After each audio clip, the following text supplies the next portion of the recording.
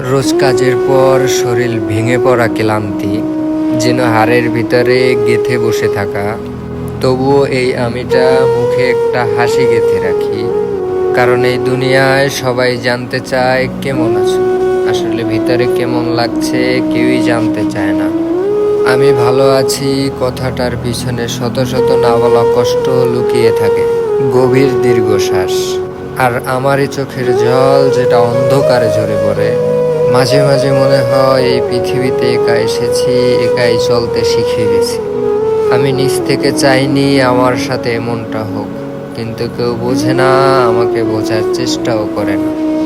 তবুও বেঁচে থাকতে হয়, হাসতে হয়, ভালো থাকার অভিনয় করতে হয়, তারপর ভিতরের আক্ষেপ ভীষণ কাঁদায়।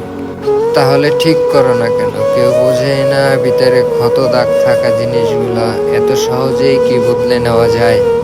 তাই আমি ভিতরে আজও হাসি, ভিতরে এক পাহাড় সমান অভিমান নিয়েও আমি সব সময় বলি আমি ভালো আছি।